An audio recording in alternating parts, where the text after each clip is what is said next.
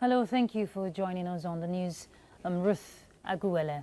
My sign language interpreter is John Bamidele. Let's start with the headlines.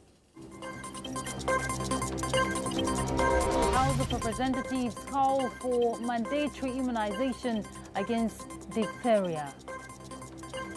United Kingdom resolves to deepen economic ties with Nigeria.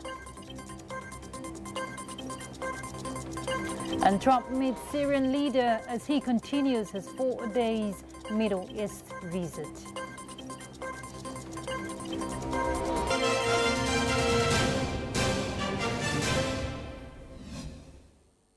Vice President Kashim Shettima says the difficult but very crucial decisions taken by the Tinubu administration are targeted at engineering an economy that works for the Nigerian people. The Vice President, who stated this during the 15th Mechanical Engineering Distinguished Lecture at the Shehu Yaradua Center in Abuja, linked the art of governance to the ability of engineers who work with machines and structures to transform theories into measurable outcomes. Reflecting on the theme of the lecture, the imperative of engineering strategies for the planning of national budget, Vice President Shettima said it aligns with the thinking being institutionalized by the Tinubu administration in budgeting for transformation. Today's theme, the imperative of engineering strategies for the planning of national budget, invites us to revisit our budgetary architecture through a new lenses. What if we approach the national budget the way an engineer approaches a machine? Nigeria has tremendous potential for socio-economic development, but we need to address challenges and seize the opportunities to achieve this sustainable and inclusive growth. While the anticipated budget is not unattainable, the issue of mechanical engineers surely has a huge role to play, deploying all our specializations in wheeling the country desired destination. This day reflects our commitment on aligning engineering practice with the evolving global agenda on ocean sustainability, climate resilience, and economic diversification. House correspondent Abdurrahman Jibrila reports that the lecture also provides a platform for interaction among professionals on a topic that resonates with contemporary realities of the country. The Nigerian government has emphasized that sustainable national development depends on a robust innovation ecosystem where research is purpose-driven, development is solution-oriented, innovation is continuous, and commercialization turns ideas into tangible outcomes. Let's hear from Justin Bem. For the past 3 days, key players in Nigeria's science, innovation and technology ecosystem have gathered for the 22nd National Council meeting, the country's second highest policy advisory platform in this sector.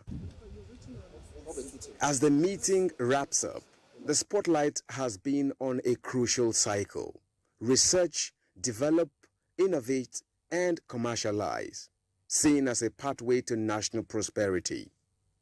The government is calling for a united effort to strengthen this cycle, recognizing its power to solve real-world problems and drive long-term economic growth. Each sector has a critical role to play. The academic institutions must generate cutting-edge, demand-driven research. Industry must invest in and scale these innovations into viable products and services, while government must continue to provide the enabling environment through sound policies, infrastructures, and strategic funding. We must move from intention to implementation.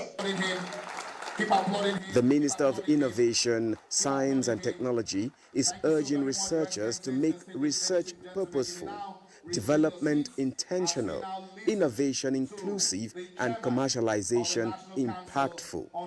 A cycle, he says, must keep turning until it powers national progress. The responsibility before us is historic. You are the custodians of Nigeria's future. Let us commit to building a movement where research translates into commercialization, where innovation becomes a career path, and where indigenous enterprises thrive. As council members depart, the resounding message is clear. It is time to bridge the gap between research and real-world relevance, building an ecosystem where knowledge is not just pursued, but applied, nurtured, and turned into value for the nation. Justin Bemunyi, NTAi News. The Minister of Information and National Orientation, Mohammed Idris, has reaffirmed the readiness of the executive arm of government to collaborate closely with the National Assembly, the media and all the critical stakeholders in the ongoing review of the Cybercrime Act. This was at the end of a meeting between the minister and the American ambassador to Nigeria, Mr. Richard Mills, in Abuja. The government spokesman is certain that the goal of the collaboration is to ensure the emergence of a law that reflects broad consensus and is acceptable to all parties involved, and assured that the Tinubu administration remains committed to upholding freedom of expression and press freedom as fundamental pillars of the nation's democracy.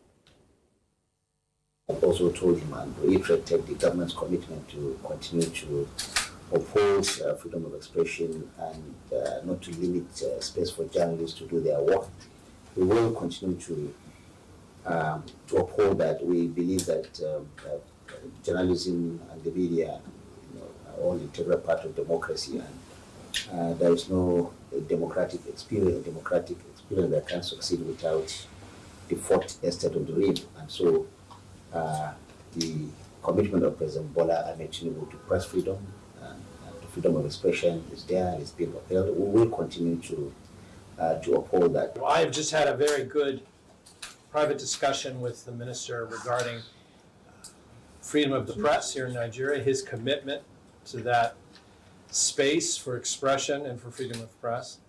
And I welcomed his statement on May 3rd on World Press Freedom Day that reiterated this government's commitment to the freedom of press.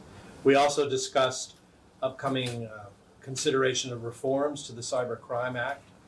As always, the ministry is the voice for journalism and for freedom of press, and so it's always valuable to have a moment or two to talk with the minister. Correspondent Salihu Abdullahi Guanara reports that this is the second official engagement between the U.S. ambassador and the minister that prominently featured on matters relating to press freedom in Nigeria. In other news, British High Commissioner to Nigeria, Richard Montgomery, has indicated UK's resolve to deepen economic ties with Nigeria through targeted partnerships and investments. At a press briefing held at the embassy in Abuja, Montgomery underscored progress made under the enhanced trade and investment partnership and outlined strategies to boost trade, innovation and job creation in both nations. Garba Natala reports. The United Kingdom stands at the gateway of driving sustainable economic growth and more so reflecting on its long-standing relationship with Nigeria, being UK's second-largest trading partner in Africa. In February 2025, exports, however, dropped by £2.7 billion, while imports rose by £4.8 billion, creating trade imbalances due to fluctuations in the foreign exchange market. For a way forward, Montgomery stated that initiatives with the Presidential Enabling Business Environment Council (PBEC) will help both countries unlock economic opportunities. The UK is an open trading economy. We have removed, as in zero tariffs, on nearly all, over 3,000 products from Nigeria. So there are no tariff barriers for Nigerian exporters to the UK under a scheme called the Developing Countries Trading Scheme. And we really want to encourage Nigerian exports to the UK because that improves consumer choice, it builds incomes in Nigeria and grows the Nigerian economy and turns it into a bigger market for everybody. In an exchange, the envoy clarified on UK's immigration reforms and the new visa regime of the present UK government. Immigration has surged under our present rules. 1.6 million new people have come to the UK, and the UK is a lot smaller than Nigeria. It's 68 million, whereas you're 230 million. So 1.6 million new people in just 24 months coming to the UK under the present system is really not sustainable. Those that are there now, I don't think they have anything to worry about. They are able to move between employers, and there shouldn't be an issue for anybody working in the UK at the moment. The British High Commissioner further expressed optimism about President Tinubu's reforms and envisions better business environment to include upcoming UK-Nigeria tech hub in Lagos and more investment channels to be explored. In Abuja, Garba Muhammad Natala, NTAi News. Kenyan Foreign Minister Musalia Mudavadi attended a private meeting with President Leo Abinada at the National Palace in Santo Domingo during his visit to the Dominican Republic.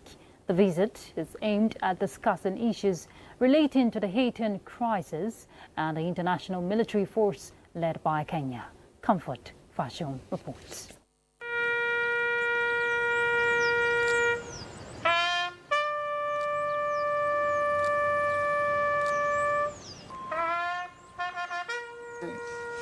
Kenya has beckoned on the Dominican Republic for more support for a security mission in neighboring Haiti, where the African nation leads an under-resourced international force battling violent criminal gangs.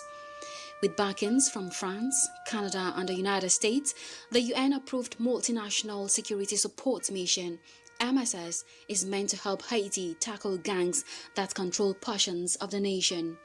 Deployed in June last year, the force has about 1,000 police and soldiers from 6 countries, and that is well short of the 2,500 originally envisaged.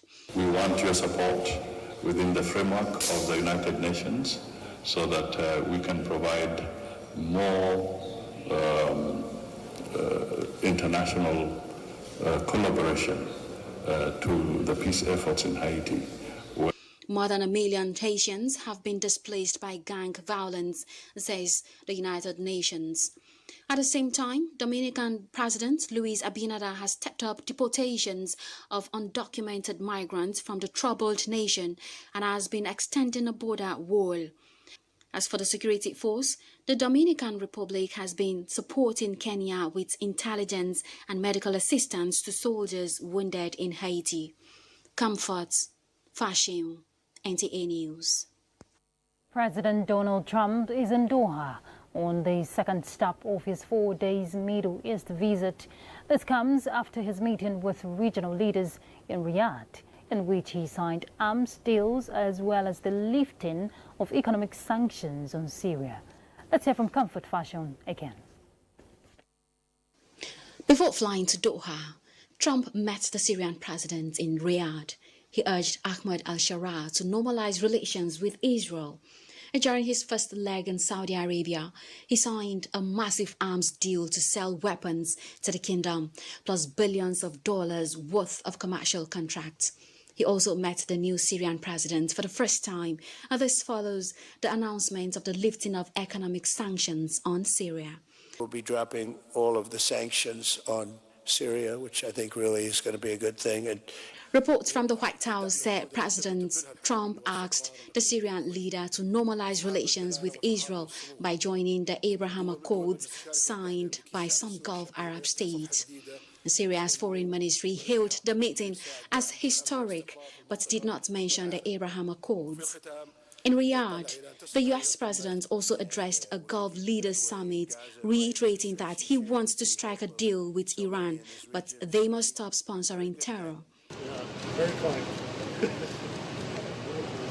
Meanwhile, as expected, it is another lavish reception for the U.S. president in the oil-rich Gulf states.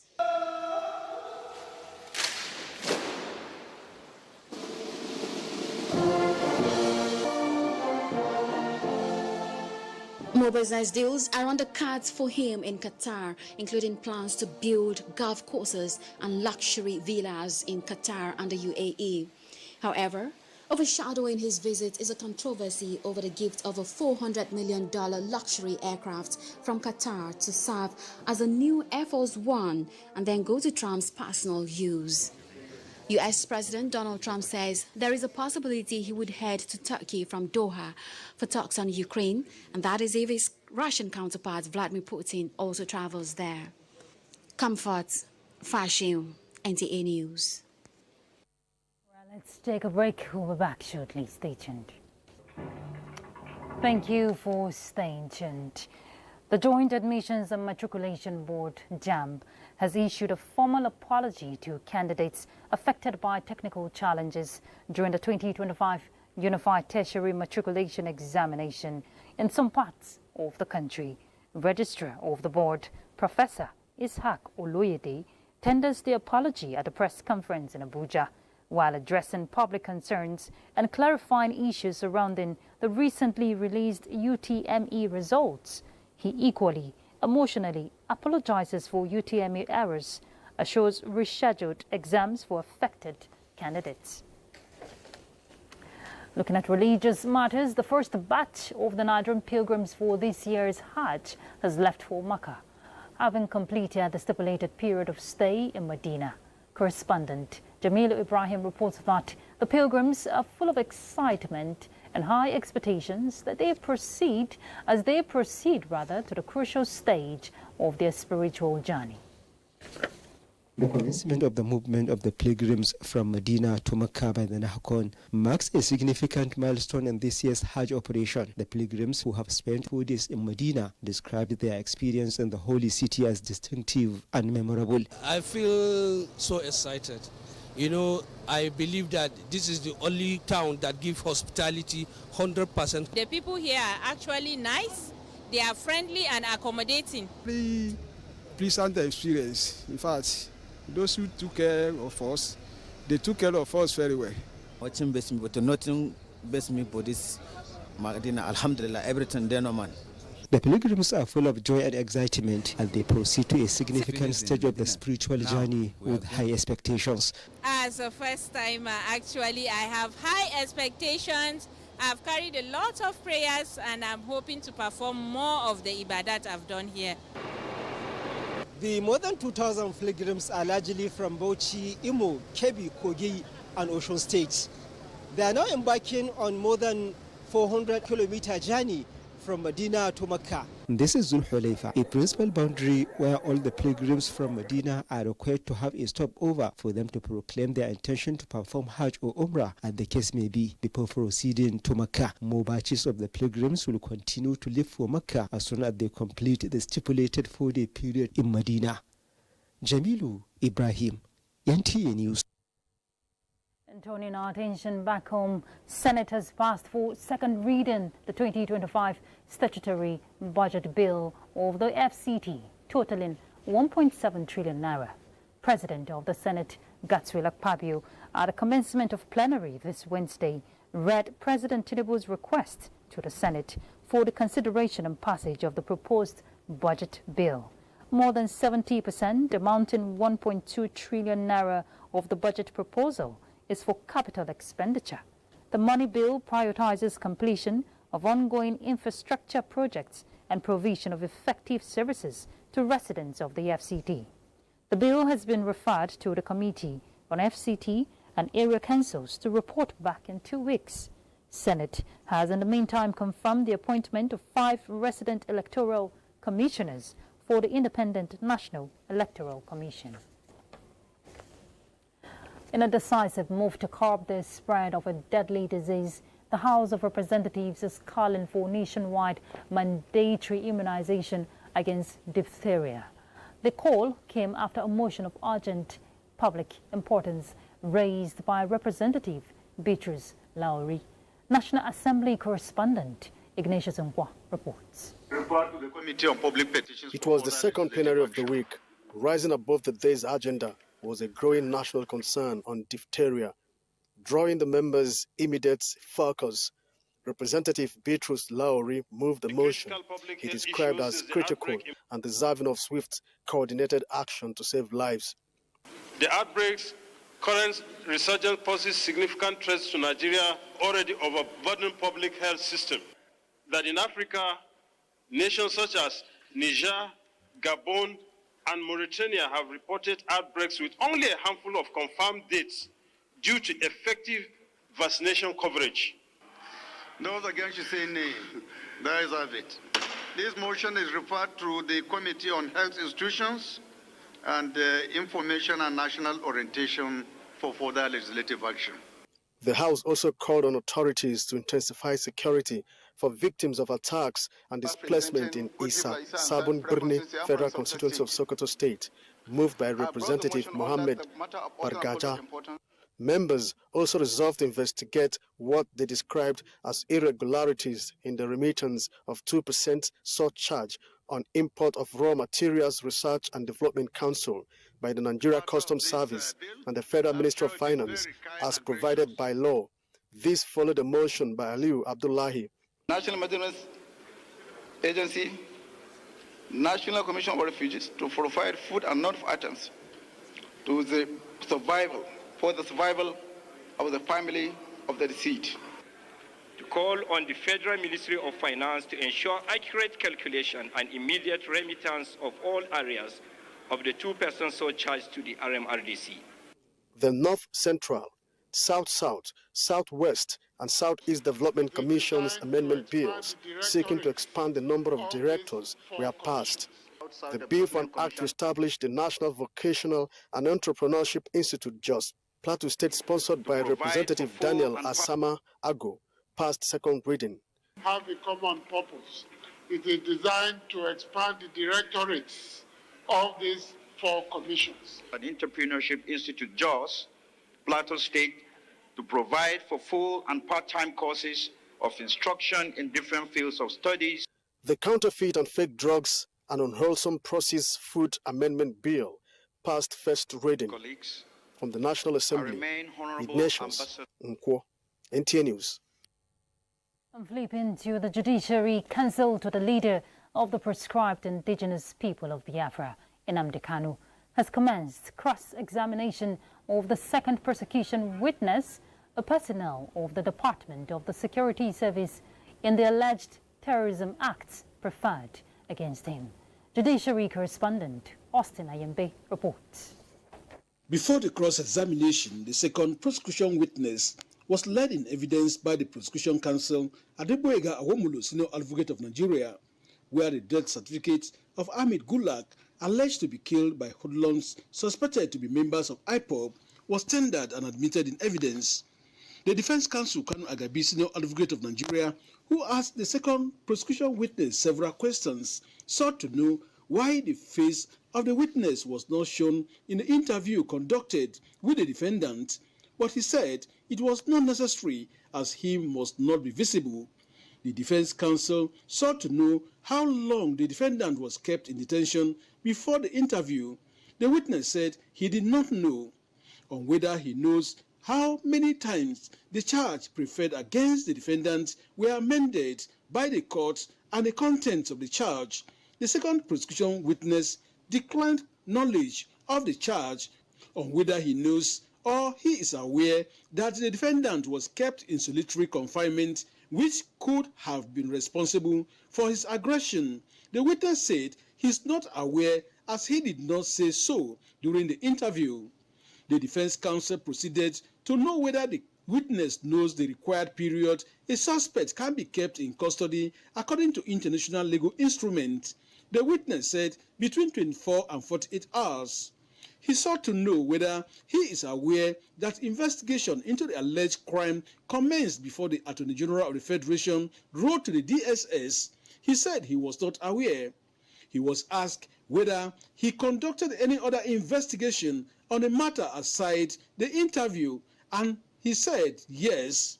Having covered substantial grounds in the cross-examination, the Defense Counsel, Kanu Agabi, sought a short adjournment to enable him obtain some document from the police to enable him proceed with trial. This was, however, granted by Justice James Omotosho, who adjourned the matter to 21st and 22nd of this month for continuation of hearing. The defense got to a point where they needed documents to confront the witness, and those documents have been applied for. The CTC have been applied for, but not obtained yet. So based on that, an adjournment was granted. The presiding judge, however, sought to know whether the defense counsel, Kanu Agabi, Senior Advocate of Nigeria, and his team were denied access to the defendant in the DSS custody, as reported in the social media. But Kanu Agabi, Senior Advocate of Nigeria, said he wasn't, as he has a cordial relationship with the service. The judge therefore cautioned the lawyer who uploaded the fake information and urged him to desist henceforth. In Abuja, Austin Anyibe, NTAi News. And just before we go, let's have a quick look at Thursday's weather.